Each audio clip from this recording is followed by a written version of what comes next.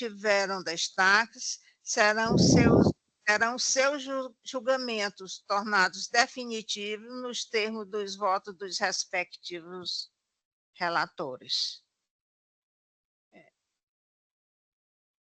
Vamos dar prosseguimento.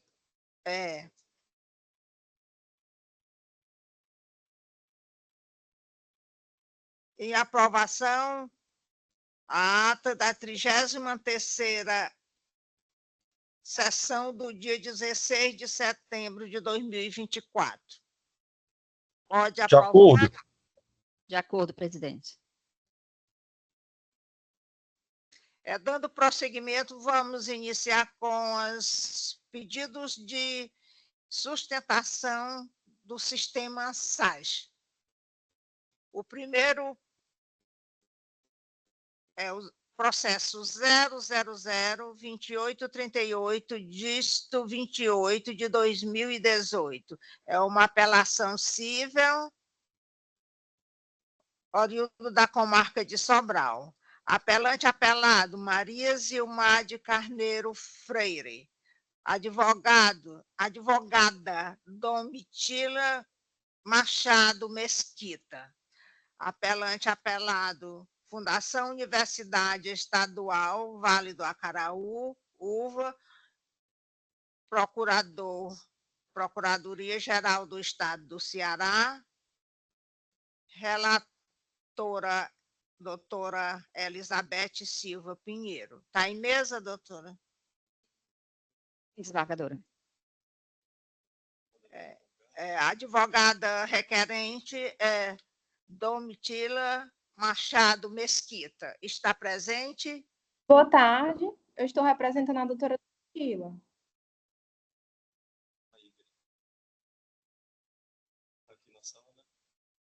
Ela está na sala? Hein? Não é essa? Ah, sim. Doutora, dispensa a leitura do relatório? Pense. Então, doutora, tenha um prazo de 15 minutos para a sustentação. Bom, inicialmente, boa tarde a todos os que estão aqui presentes. O processo em questão, ele foi julgado parcialmente, determinando que a parte de ré, no caso a Universidade Estadual Vale do Acaraú, reconheça o curso concluído pela parte autora como sendo de pedagogia em especial, e o juiz, o ACO, também entendeu que não seria cabível nesse processo o pedido de indenização por danos que a parte autora havia formulado. Fazendo assim um breve relato dos fatos, a autora ingressou na Universidade Estadual Vale do Acaraú, no meio do edital, no dia 4 de 2020, que especificava tratar de um processo seletivo para o curso de habilitação em regime especial, pelo Conselho de Educação do Ceará, através do parecer 994 de 98. Entretanto, na conclusão do curso, e ao receber o seu... A autora ela foi surpreendida com a informação de que a graduação não a habilitava para o exercício do magistério entre crianças, colocando em uma situação irregular, já que o diploma constava que ela havia concluído o curso de licenciatura plena em português e inglês, conforme o parecer 52 de 2003. Dessa forma, surgiu uma grande contradição entre o curso descrito no processo seletivo e o curso que havia sido registrado no diploma da autora. No decorrer do processo, a autora apresentou o parecer 994 de 98, o qual informa que ali trata de um processo seletivo do curso especial de formação pedagógica em licenciatura plena, em regime especial, e também do curso de pedagogia em especial. Por sua vez, a universidade reconheceu dentro desse processo que no edital 041 havia um erro quanto ao número do parecer, informando que o correto seria que estivesse o parecer número 992 de 99, que autorizava o funcionamento do curso de habilitação de professores em regime especial para professores leigos das áreas de língua portuguesa, inglesa, ciências ciências naturais, matemáticas e estudos sociais, reconhecido pelo parecer 652 de 2003. Nas suas alegações, a universidade argumenta que ela não pode conceder o diploma como a autora requer, pois depende de uma autorização expressa do Conselho de Educação do Ceará e que somente poderia ter diplomas conforme o parecer 652 de 2003. Contudo, excelências, é preciso que o próprio parecer 652 de 2003 informa de maneira que o curso de habilitação era destinado a concluíssem o curso de pedagogia em regime especial. Portanto, ao aprovar a autora no curso seletivo do curso complementar e, posteriormente, conceder o título, a universidade entendeu que a autora ela cumpria todos os requisitos necessários para aquele título. Portanto, a autora, ao aprovar a autora seletivo, assim, por conta disso, as alegações da parte de ré não devem prevalecer, devem ser mantido que a Universidade Estadual Vale do Açaú reconheça que a autora concluiu o curso de pedagogia especial com a reforma da ciência unicamente para que seja concedida à autora a por danos morais requerida nos autos, pois ficou evidente que a universidade gerou na autora a legítima expectativa de que ela poderia exercer plenamente a sua profissão na área da pedagogia. Assim, resta claro o ato ilícito praticado pela instituição que causou prejuízos à parte autora. Então, é isso que se requer e eu agradeço muito a atenção de todos. Obrigada, doutora. E passo a palavra para a doutora Elizabeth. Pois não. Nós temos aqui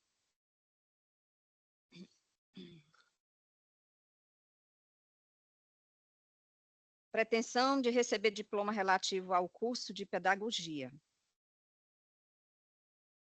Eu vejo uma impossibilidade, alegação de erro quanto ao curso, ausência de prova.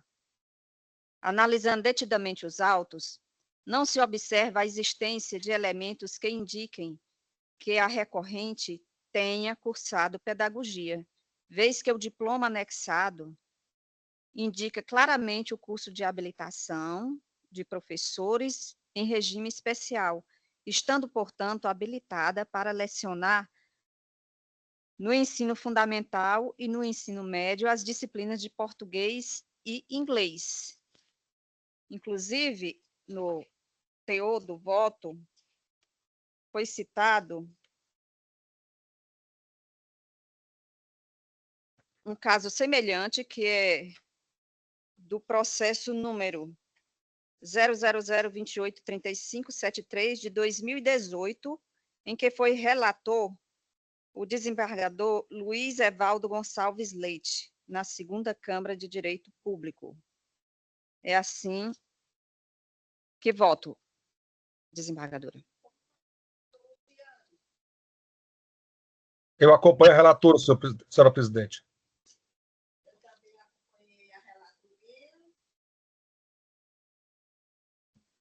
E proclamo o resultado. O recurso foi por unanimidade, o recurso da autora conhecido e desprovido.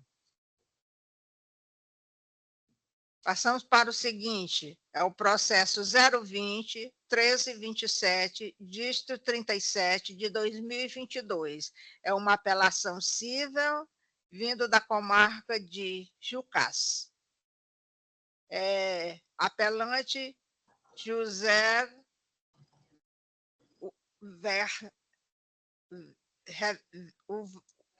o Everton Alves Lucas, advogado Leonardo Alves de Albuquerque e a advogada Maria Ângela Lima da Silva, que pediu a sustentação. O apelado é o Estado do Ceará, o Procurador-Geral do Estado do Ceará, e o apelado Fundação Carlos Chagas, advogada, aliás, Juliana dos Reis, relatoria da desembargadora Elizabeth Silva Pinheiro. Está em mesa, doutora? Então, a advogada está presente, Maria Ângela Lima da Silva. Sim, Excelência. A doutora defende o apelante. Isso, Excelência. A doutora dispensa a leitura do relatório. Dispenso. Então, tem a palavra por o prazo de 15 minutos. Obrigada, Excelência.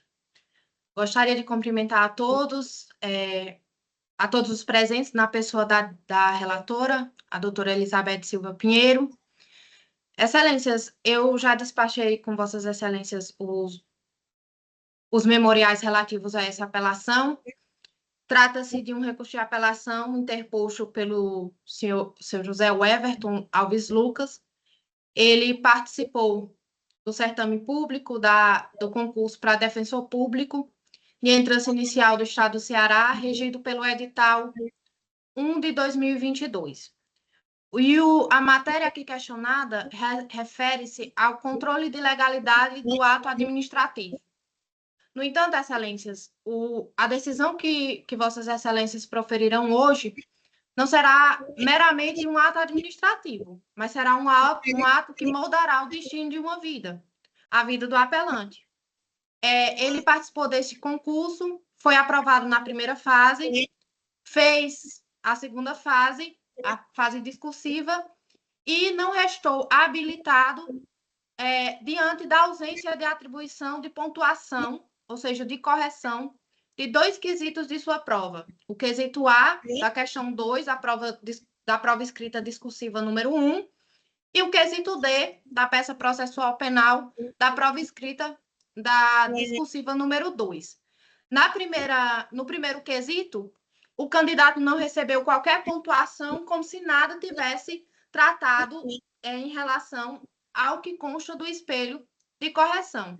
Entretanto, a resposta divulgada no espelho de correção da banca estaria com correspondência textual, e os pontos que estariam no espelho de correção foram pontos tratados pelo autor também, ora recorrente. Em relação ao quesito D, a banca organizadora, ela admitiu o manejo de duas peças. A primeira, dirigida ao juízo de primeiro grau, e a segunda, o agravo de petição, que é o recurso cabível quando da decisão do juízo da execução penal, juiz de primeiro grau. No entanto, a banca apenas pontuou o pedido de progressão de regime dos candidatos que manejaram a primeira peça, e não daqueles que interpuseram o agravo de petição, que foi o caso dos autores. Dessa forma, Excelências, aqui o que se busca não é o controle do mérito do ato administrativo, visto que o mérito já foi definido pela banca organizadora quando da divulgação do espelho de correção, mas apenas que seja feita a devida correção da prova do autor, do recorrente, para que seja pontuado de acordo com o que há no espelho de correção. E aqui a gente tem uma distinção muito clara com o que foi definido no julgamento do recurso extraordinário número 632/853, de relatoria do ministro Gilmar Mendes, em que foi definido que não cabe ao Poder Judiciário fazer o controle do mérito do ato administrativo, salvo casos de patente ilegalidade, como é o que ocorre nos autos.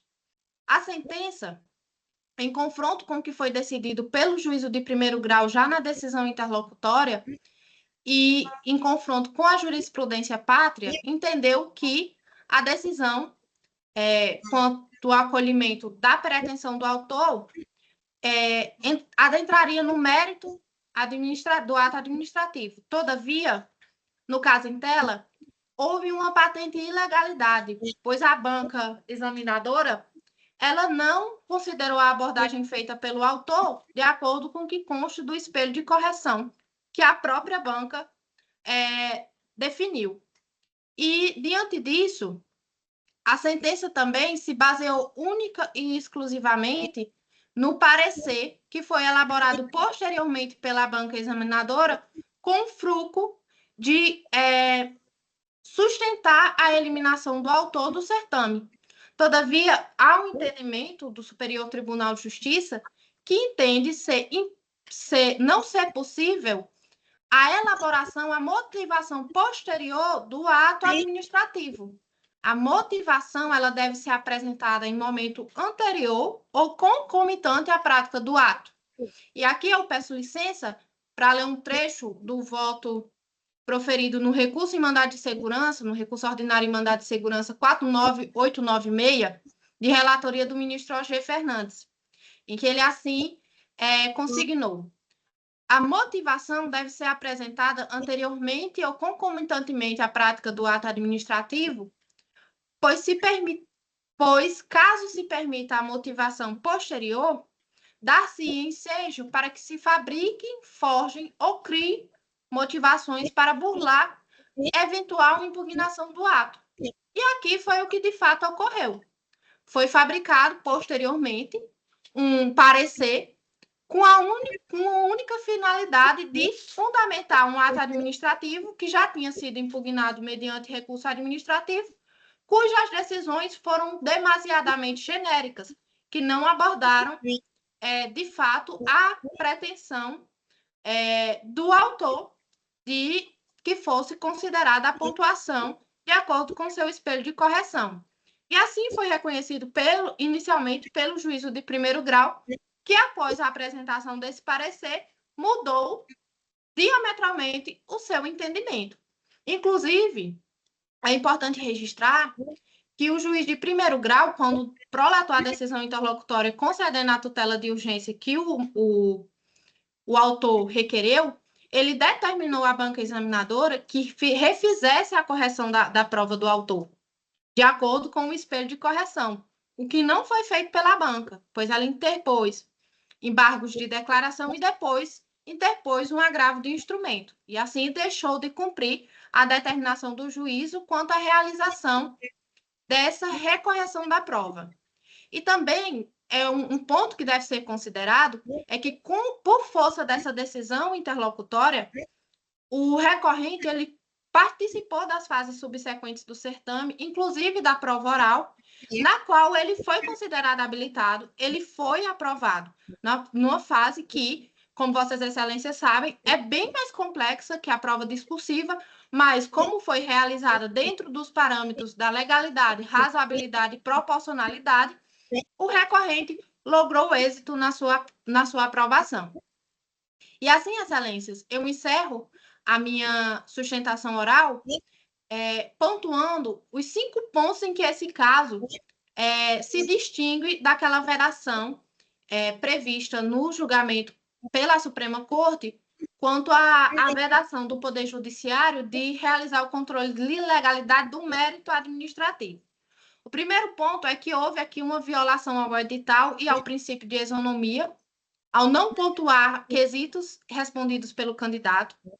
O segundo ponto foi a atribuição de pontuação 0 a questões respondidas de acordo com o padrão de respostas divulgado pela banca. E aqui faria-se apenas uma análise de correspondência facto-textual da resposta do candidato em comparação com o padrão de correção da prova. A decisão administrativa em relação aos recursos interpostos pelo candidato foi genérica e não enfrentou os argumentos expostos pelo candidato, o que impediu o exercício do contraditório e seu efeito material, o contraditório material. A sentença ela foi fundamentada em parecer elaborado pela banca organizadora posteriormente ao ajuizamento da ação. E, além disso, por último, eu pontuo o comportamento contraditório da banca, que, ao admitir 2 peças como corretas, pontuou apenas uma peça, o quesito de letra D, da peça processual penal, que é atinente ao pedido de progressão de regime. Por último, Excelências, aqui, cumpre assinalar a questão da gratuidade da justiça que foi revogada em sede de sentença, com base na premissa equivocada de que o autor oferiria rendimentos superiores a 5 salários mínimos, o que não corresponde com a realidade fática, visto que os vencimentos líquidos do autor é bem inferior a esse montante e que ele possui despesas altas que o tornam hipossuficiente para arcar com as custas processuais e as demais despesas, tais como os honorários advocatícios. Ante a exposição aqui feita, pugnam que seja dado provimento ao recurso para que seja reformada a sentença e julgada procedente a pretensão autoral nos termos em que requeridos na petição inicial. Parabéns à doutora Maria Ângela pela sustentação e devolvo a palavra à doutora Elizabeth Silva Pinheiro. Obrigada, doutora Ângela, pela sua fala. Temos aqui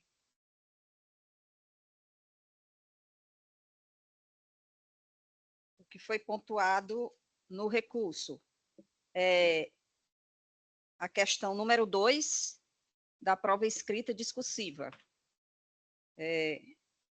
No processo consta uma tabela onde tem os quesitos A, B e C, da questão número 2 da prova discursiva número 1. Nos quesitos B e C, foi realmente prolatado a nota 3 no quesito B, no quesito C foi nota 1, valia 5 pontos, obteve nota 1, no B valia 7 pontos, obteve nota 3, e no A existe sim uma nota, valia 8 pontos e foi dado uma nota 0. Então, a banca examinadora fez uma avaliação e aplicou uma nota 0. Com relação à prova escrita discursiva número 2, nós temos também uma grade aqui, onde mostra a questão, aliás, onde mostra a prova, aí diz os quesitos A, B, C e D. No quesito A, foi dado, valia 10 pontos e foi dado nota 10. No quesito B, valia 10 pontos e foi dado nota 10. No quesito C, valia 15 pontos, foi dado nota 0. No quesito D, valia 5 pontos e foi dado nota 0. Então, está muito claro aqui que a banca examinadora atribuiu nota sim aos quesitos que foram levantados no presente recurso. Então,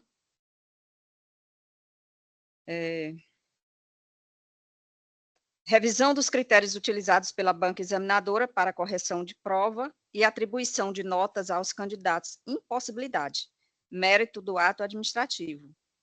A atuação do judiciário deve se limitar ao controle da legalidade sob pena de violação ao princípio da separação dos poderes. É assim que voto, presidente. Doutor Luciano, como vota? Desembargadora, eu vou pedir vista. Vista concedida, julgamento suspenso. Obrigada, excelência. Boa tarde. Boa tarde.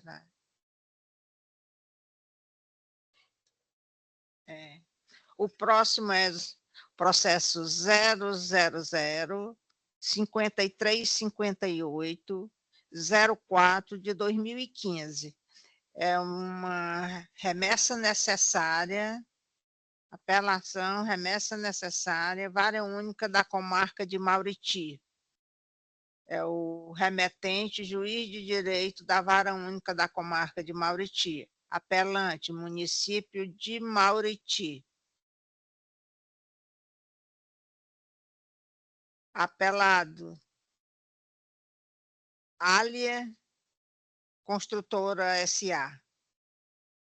Advogado requerente Túlio Luiz Barbosa Araújo.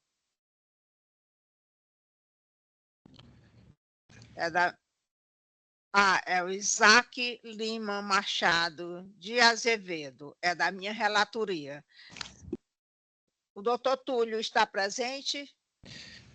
Eu Isaac, Excelência, que estou aqui. É o Isaac? Isso. É o Isaac, tem razão, fui eu quem troquei aqui, é o Isaac Lima Machado de Azevedo. Isso. É da minha relatoria. Isso.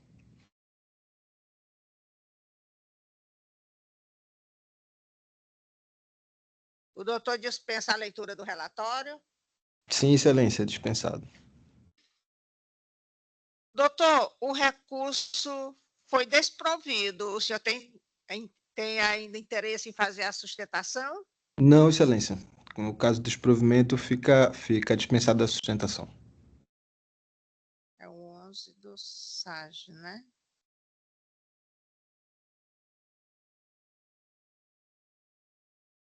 Só localizando aqui o voto. Direito tributário, remessa necessária e apelação civil, mandado de segurança, ISSQN, redução de subempreitadas, remessa necessária e recurso de apelação desprovido. 1. Caso em exame. Remessa necessária e apelação civil interposta pelo município de Mauriti contra a sentença que concedeu a segurança pleiteada pelo impletante e determinou a exclusão dos valores relativos às subempreitadas da base de cálculo do ISSQN, assim como anulou a notificação da cobrança do referido tributo. Questão em discussão. A questão em discussão consiste em saber se o valor referente às subempreitadas deve ser deduzida da base do cálculo do imposto sobre serviço de qualquer natureza. Razões de decidir. Artigo 9, parágrafo 2º, B, do Decreto-Lei número 406/68, foi recepcionado pela Constituição de 1988, conforme decisão do STF. Tema 247, recurso 603.497. Tal dispositivo autoriza a dedução do valor das subempreitadas já tributadas. O TJCE, alinhado com o entendimento das Cortes Superiores, já consolidou a jurisprudência no sentido de que é permitida a dedução dos valores referentes às subempreitadas. Dispositivo da tese, remessa necessária e recurso de apelação desprovidos. Como voto. Como vota a desembargadora Elizabeth? Acompanha, desembargadora. Acompanha a voto do relator. E o desembargador Luciano? Acompanho também, senhora presidente. Então, proclamando o resultado, o recurso foi e a remessa necessária foi conhecida e desprovida. Feito, Excelências, agradeço e uma boa tarde, um bom trabalho a todos. Obrigada. Passando. A seguir, nós temos os pedidos de sustentação dos processos do PJE. O primeiro é um agravo interno, processo 300.1922, dígito 46 de 2024. Demissão ou exoneração. Agravante, Gerson Dibe do Nascimento Paulo. Advogado, o próprio agravante. Agravado, município de Horizonte. É da minha relatoria. Doutor Gerson está presente? Boa tarde, Excelência. Boa tarde. O senhor tem dispensar a leitura do relatório? Por favor, Excelência, dispenso. Então, tem a palavra pelo prazo regimental de 15 minutos. Boa tarde a todos. Gostaria de saudar a todos e a Vossa Excelência na pessoa da presidente dessa Câmara. Estender o meu cumprimento aos causídicos presentes, ao pessoal que representa também o Ministério Público, assessores, estagiários e todos os presentes. Bom, no caso, nós estamos aqui para buscar, com esse agravo interno, que seja aplicado o tema 988 do STJ, permitindo que haja a mitigação do rol taxativo do artigo 1015. E isso nós buscamos em razão de que o processo que estamos aqui em análise já foi anulada a sentença, em razão de que o juízo, a qual o juízo de primeiro grau deixou de citar a Procuradoria-Geral do Município. Então, em sede de apelação, esta mesma terceira Câmara de Direito Público, por meio do voto da relatora, Sua Excelência Maria Vilauba, decidiu por anular a sentença, né, e a anulação teve seu voto seguido de forma unânime pelos seus pares. Por quê? Porque deixou-se de citar a Procuradoria-Geral do Município. E no entendimento dela, e também no entendimento do STJ, quando não há a citação da Procuradoria-Geral do Município, uma Câmara Municipal não pode se defender sozinha. E o que eu gostaria de pedir licença para trazer um trecho do voto, né, que diz o seguinte, abre aspas: quanto à intimação da Câmara Municipal de Horizonte, que protocolou a contestação de folhas 331 a 334, muito embora esta detenha personalidade judiciária para a defesa de suas prerrogativas ou postulação de direitos institucionais, esta não possui personalidade jurídica para figurar no polo passivo da demanda. Ou seja, entendemos que a Câmara Municipal não poderia ter apresentado contestação e esse vício levou à anulação do feito. O feito voltou à origem e nós entendemos que o feito voltou à fase postulatória. Foi feito requerimento para conversão de mandado de segurança em rito ordinário e ainda foi juntada uma documentação que demonstra de forma cabal que o servidor em comento não teve nenhuma falta sequer que pudesse ensejar a sua demissão. Portanto, arbitrária a demissão. O juízo, no entanto, entendeu que a demanda já estava estabilizada em face da Câmara Municipal, o que nós entendemos e reputamos de forma que ele entendeu de forma equivocada, porque de acordo com a súmula 525 do STJ, uma Câmara Municipal apenas detém legitimidade para defender os seus interesses institucionais. No caso concreto, não há nenhum interesse institucional em julgamento. Há apenas uma questão de demissão, de legalidade de um ato administrativo. Portanto, nós entendemos e sustentamos que não houve a estabilização da demanda. Não havendo a estabilização da demanda. Por quê? Porque a parte é ilegítima, nós teríamos sim a possibilidade da conversão do rito de mandado de segurança em um rito ordinário e também deveria ter sido deferida a juntada dessa documentação, porque não traria qualquer prejuízo à parte, uma vez que a parte sequer foi citada. Inclusive, Excelências, é interessante frisar que mesmo no momento em que eu estou sustentando aqui perante Vossas Excelências, ainda não houve a citação da Procuradoria-Geral do Município.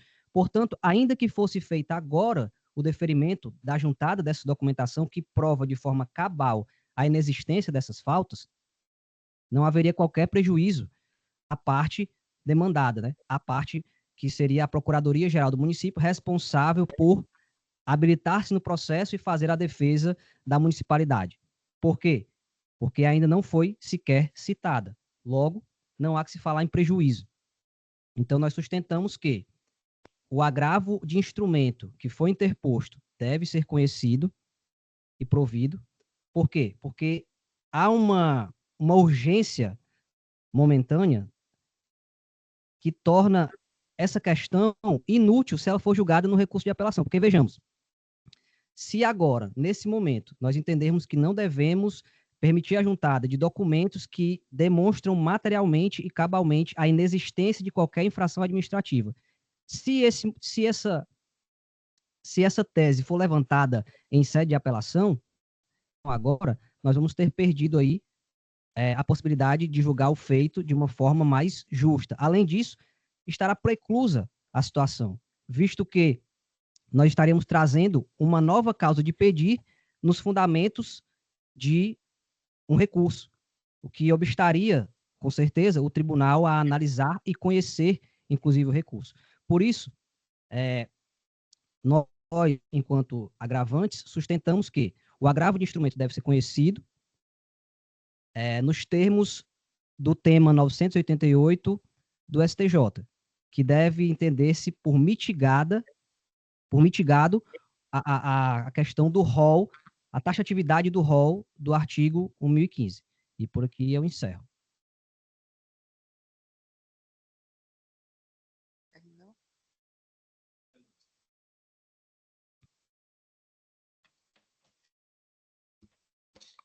Eu vou ler aqui a ementa, que está autoexplicativa, está muito bem redigida. O agravante interpôs agravo de instrumento contra a decisão do juízo ACO, que indeferiu o pedido de conversão do mandado de segurança impetrada na origem em ação ordinária. A questão em discussão consiste em saber se é aplicável à espécie a tese da taxatividade mitigada. É só isso que nós tratamos nesse agravo interno. Razões de decidir. É disso que o cabimento do agravo de instrumento é estar adstrito às hipóteses taxativas previstas no rol do artigo 1015 do Código de Processo Civil. A seu turno, à luz da tese vinculante adotada pelo STJ, efetivamente é possível a interposição de agravo de instrumento fora das hipóteses catalogadas no artigo 1015 do CPC, porquanto o entendimento da Corte Superior é no sentido de que o rol é de taxatividade mitigada. Contudo, o requisito essencial estabelecido na tese para que possa ser admitido o agravo de instrumento contra decisão que não esteja prevista no artigo 1015 é justamente a urgência. Nessa toada, para que seja admissível a interposição de agravo de instrumento, é imprescindível que haja urgência. A apreciação da questão, urgência na apreciação da questão, sob pena de gerar a inutilidade. No caso em análise, seja postergada para o momento de apelação. No caso em lista, porém, a interlocutória do magistrado, ACO, limitou a indeferir o pedido de conversão do mandado de segurança impetrado na origem pelo ora agravante em ação ordinária. Com efeito, basta que o requerente formule o pedido de desistência durante, em seguida, proponha a ação ordinária, inexistindo qualquer urgência que justifique o cabimento do presente inconformismo. Recurso desprovido. Como vota a doutora Elizabeth? Acompanha a relatora. E o desembargador Luciano? Acompanhe a relatora, senhora presidente. Então, proclamando o resultado, o recurso foi desprovido. Obrigado, excelências. Ótima tarde a vocês.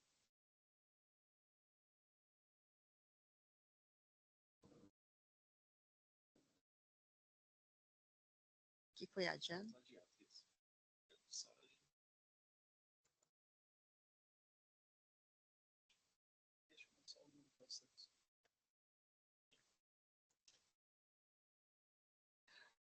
O próximo seria o processo 062-6213, dígito 54 de 2020, proveniente do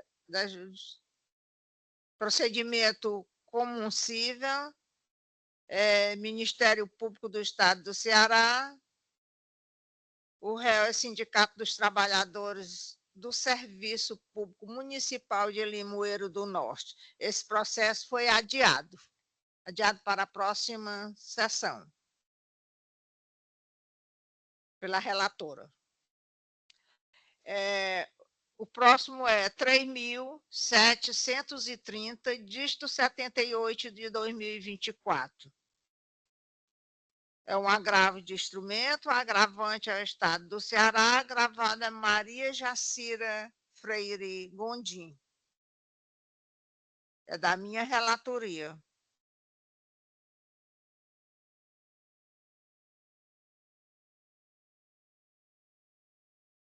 Quem foi que pediu?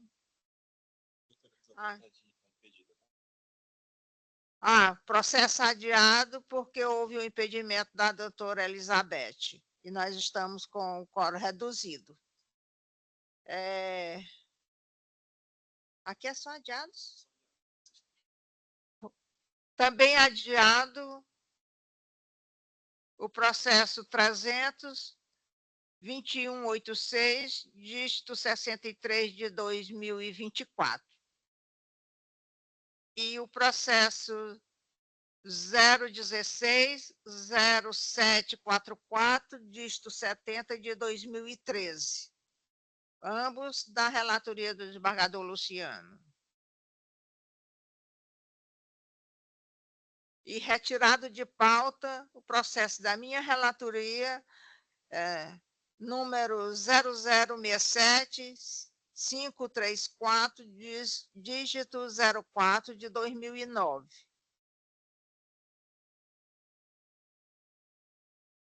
A pauta foi encerrada e agora aquela pergunta costumeira.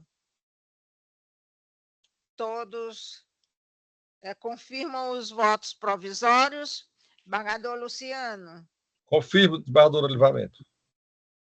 E a doutora Elizabeth confirma os votos? Confirmo sim, desembargadora. Eu também confirmo todos os meus votos provisórios nos processos julgados hoje. Então, todos os processos da sessão foram julgados. Alguém tem algum questionamento? Doutora Procuradora? Doutor Luciano? Não, senhora. Doutora Elizabeth? Então, declaro encerrada a sessão. Um abraço para todos. Meus cumprimentos.